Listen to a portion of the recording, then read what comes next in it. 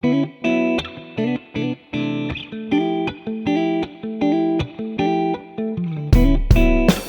to A New Capitalism, the podcast that will show you how you can invest your money to help create a more just and prosperous economy for all. Here's Frank Altman. Welcome back to my continuing conversation with Dorothy Bridges, the CEO of the Metropolitan Economic Development Association.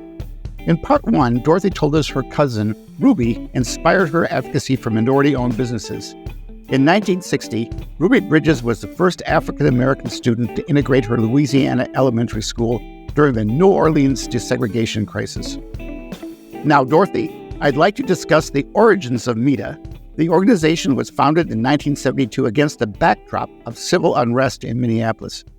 Can you share with us the story of MEDA's creation during this turbulent time? Yes, absolutely. The organization was started under very similar circumstances as we see today: social unrest, civil unrest, rioting, burning communities and community storefronts.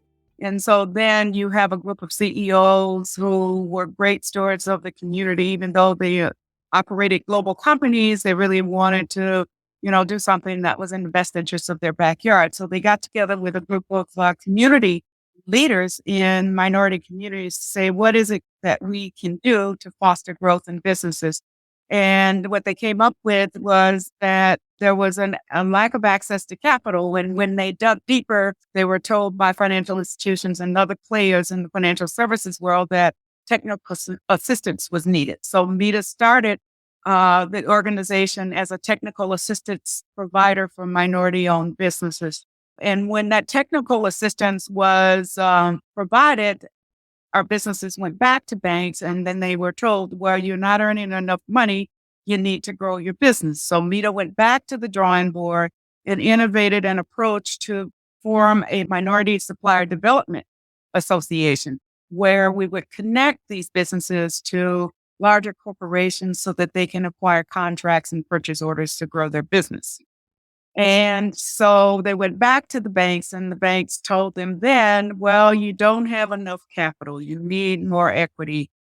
And then that's the third round of MEDA going back to say, well, since the banks are not giving enough capital for these businesses to act on these contracts, let's start our own loan fund, which MEDA did. And so today, MEDA's platform, 52 years later, is built on those three pillars of providing technical assistance through consulting 101, or even, a half a dozen on one, whatever is required of the business to succeed in terms of building out its operation.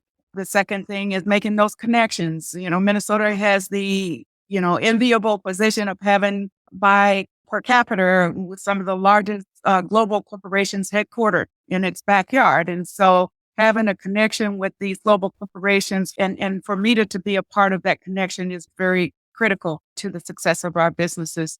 And then the third piece of it is the capital. So MEDA working with organizations in this ecosystem to raise funds to provide more than just loans. This is patient capital as well. So these are quasi loans, long term, to help support our businesses to grow. Now, all of this is being done, and we've been very successful. 6,000 businesses, average salary that's been paid over the years is greater than livable wage of the employees of these businesses. And the fact that these businesses hire 56% of their staff represent the community that they are currently serving or represent them as an individual business owner. All of that is good news, but it's took us 52 years to get there with 6,000 businesses. Just think what we can do if we can build all of these pillars to scale. And so what MEDA is thinking about today and what it is venturing out to do and raising support for is to scale up on those three things: connections, consulting, and capital. We're looking to deploy over the next few years, $220 million, and we're putting together a strategy and implementing on some portions of that strategy to do so. We've also learned that when MEDA gets to the table, it does so in partnership with many other folks in the ecosystem. And so we're able to leverage that 220 million to 440 million. So we're looking to do that over the next 3 years. Wow, that's wonderful. that begins to move the needle, I think, and at least in the communities that MEDA is operating in. Yeah. It really excites me to hear this. The murder of George Floyd and the ensuing unrest globally around what happened there has led to many companies and individuals making a commitment, financial commitment and other commitments to right the situation and really try to bring particularly BIPOC, Black, Indigenous people of color into the mainstream of the economy. What are you seeing with respect to the commitments that companies have made? Is that helping you in raising these funds for MEDA?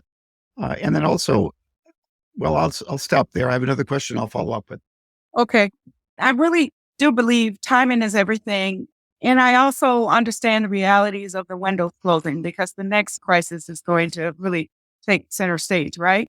And so while we do have the interest of corporations globally to lean in and be very, very intentional, then you have things that happen that really set you back. What we are doing in this space for BIPOC entrepreneurs and for Black and Indigenous people is now being overshadowed by the Supreme Court affirmative action and how, whatever MEDA is doing could be discriminatory. And so having to really plod through all of that noise to keep the major corporations and ourselves focused on what we had promised each other that we would do. So that has become the new challenge for us as organizations in this ecosystem. It's keeping the focus of corporations on that promise. There have been corporations who have definitely been intentional about delivering what it promised. And then there are some corporations who are really sitting back and saying, well, maybe we need to cloak it different. We will still do what we promised to do, but we should not be a lightning rod for criticism or potential lawsuits. So let's just cloak it differently. And so you've got all of this stuff going on in this space. And so we as organizations like MEDA in this ecosystem, we really do have to be diligent and vigilant to hold the corporation's feet to the fire. And this is an era of increasing focus among many investors, particularly younger people who are coming into managing assets, managing their families, their institutions where they have opportunity now to manage investments. And this concept of environmental, social, and governance aspects of investing, ESG as it's known for short, has really taken hold among a younger generation looking to the future and saying we can't continue to repeat the same problems that our parents and their parents were engaging in. And we know the climate is definitely changing. So that might be the next disruptive challenge that would take the focus of businesses away from the racial and economic justice areas. But it could also be an opportunity because there is a tremendous change that will likely happen as investors become compelled to think about the environment and to think about the social aspects of their investments. So could you talk a little bit about how that's affected MEDA or how you think it might affect what you're doing at MEDA or some of the other institutions that you're involved in? Sure. And Frank, you're very, very accurate in calling out that it's a double-edged sword, right? ESG is environmental, social, and governance. The thing that is the clearest of the three is governance, how you govern, and you govern with intention to really govern to expect, the outcome. And you hold people's feet to the fire. That is the clearest of the three. The social aspect of it, that's the diversity, equity, and inclusion. And in addition to being the CEO of MEDA, which as a not-for-profit CDFI, I can tell you we had some opportunities on both sides of the fence. Number one, we are taking a defensive posture in terms of our intent. And we know because we have witnessed firsthand when we lean in with intentionality in the way that I described with the three pillars, we know we can be successful. I live for the day where there won't need to be any MEDAs around because there is representation demographically across our country. I also sit on the board of the U.S. Bancorp, and certainly ESG is one of those things that's top of mind for them. And climate is a very, very big issue because when you take a look at the coast and the major cities and metropolitan areas, they're having their own woes with something as simple as fresh water and, water being tainted or it's not being of a quality standard that's helpful or healthy. And so we're having folks to really, really lament about how do you really start to promote climate change and greenhouse gas reduction and creating businesses that really would focus on green. There's a lot of opportunity in these statements. Minnesota is in the envy of the country. It's sitting with quite a bit of fresh water. I mean, the land of 10,000 lakes, and we've got all of these lakes with fresh water and in Lake Superior that feels like an ocean. And so we are really in an enviable position. We're an environmental haven of sorts. Let's put together the best ideas in the region to capitalize on this. I know the state has approved $45 million to really think about ways to establish green bank here in the state. And MEDA would love to be a part of that, to stand up a green bank. And so that's sort of the creative thinking and the innovative thinking that our staff and our stakeholders are landing on. ESG comes fraught with opportunity and some risk. Obviously, it's become very politically controversial. So to say, there are folks that think that the idea of anything other than maximizing current return on your investor should be outlawed.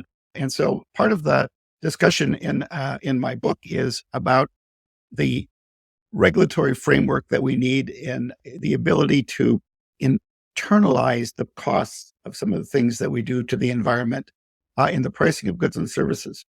And so there's a great opportunity right now in this period to get a double or triple bottom line for the work that we're trying to do in the efforts to improve access to an economy that works for all. The number of jobs that are likely to be created as we green the economy and jobs that can be created and accessible to people in low-income communities is phenomenal. We have to lean into that. And I think MEDA is very well positioned to be able to work on that with the trust and the long track record you've had in successfully helping BIPOC businesses grow and scale. Yes. At the same time, we also know that these environmental issues, particularly the negative aspects of the environment, tend to hit low-income communities harder than the mainstream, whether it's clean water, whether it's access to shade, the positioning of toxic industries that tend to be in low-income communities. All those are challenges that overlap the E and the S in the ESG framework. I think there's going to be a real opportunity for new thinking as we move into this next era of investment. And I'm hopeful that MEDA will be at the forefront. I want to thank you, Dorothy, for spending some time with me today to talk about a new capitalism and how we can build a just economy that works for all. You are very, very welcome. And I would encourage everybody not to forget that once we have people with the civic engagement, intentionality, and representation by moderate and low-income people in that space, things will begin to happen. We will begin to get some traction. So, Frank, thank you for the opportunity to share my thoughts and my ideas. And congratulations on your book. Thank you, Dorothy. And thank you for listening to the premiere episode of A New Capitalism.